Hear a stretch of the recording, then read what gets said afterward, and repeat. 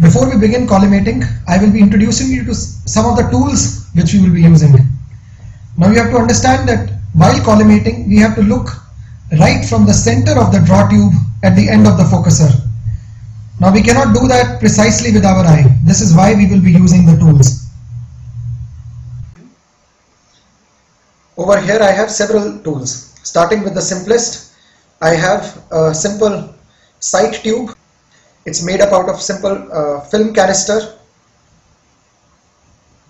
It has a small peephole to place your eye, and there are no cross wires. It's a hollow tube. It can be simply made at home. The next advanced tool is a Cheshire eyepiece.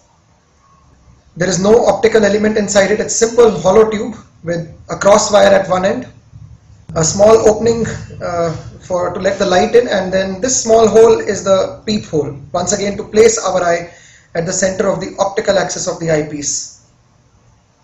And then this one is the most advanced and expensive tool. This will help you achieve the best focus. It's called a laser collimator.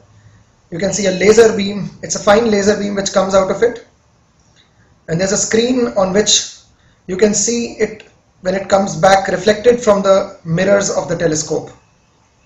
You could use any one of these. The more advanced the better it is, but suit your budget, or rather I will suggest to increase your arsenal of equipment and accessories of telescope one by one.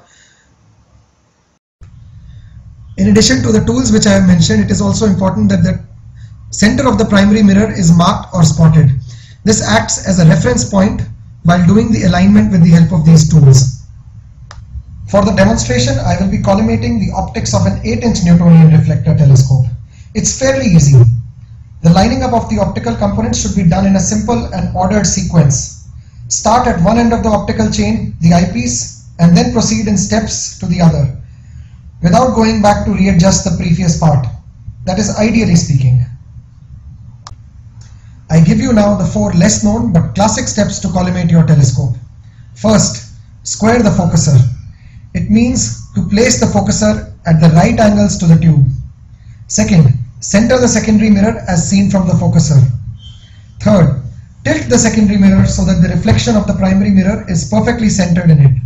Fourth, tilt the primary mirror so that the reflection of the diagonal is perfectly centered. Let's begin with the first step, squaring the focuser. So I have marked a small white mark along the length of the tube at the exact center point of the focuser.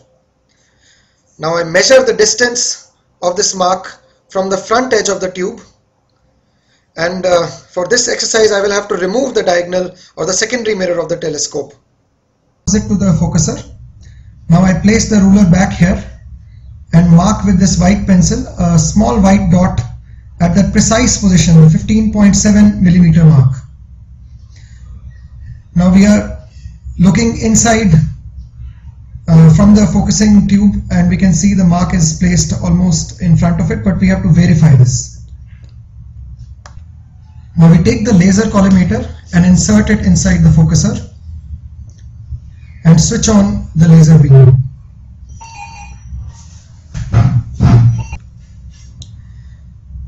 Now I can see the white dot or the white cross I had made on the opposite wall of the telescope. And right there is the dot.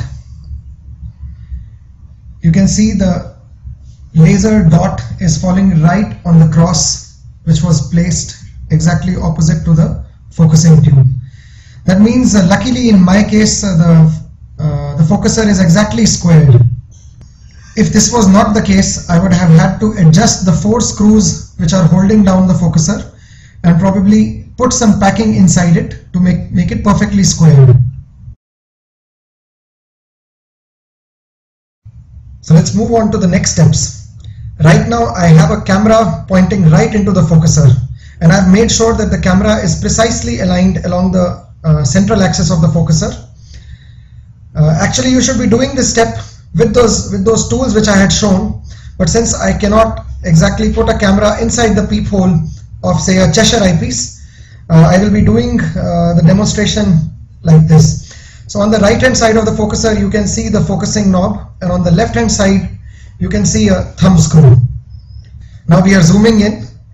This is the inner rim of the focuser, this is the diagonal, and this is the thickness of the diagonal. In the second step of the collimation, I have to center the circle of the diagonal in the inner rim. Now in my case it seems like it is almost done, except that the diagonal is little rotated. That calls for the third step. You can even notice that I can't see the reflection of the primary mirror inside the diagonal. So in the third step I will rotate the diagonal or use the tilting screws to perfectly center the reflection of the primary mirror. So I'm rotating the secondary mirror, and you can see the reflection of the primary is coming inside it. It is almost centered. Let me focus.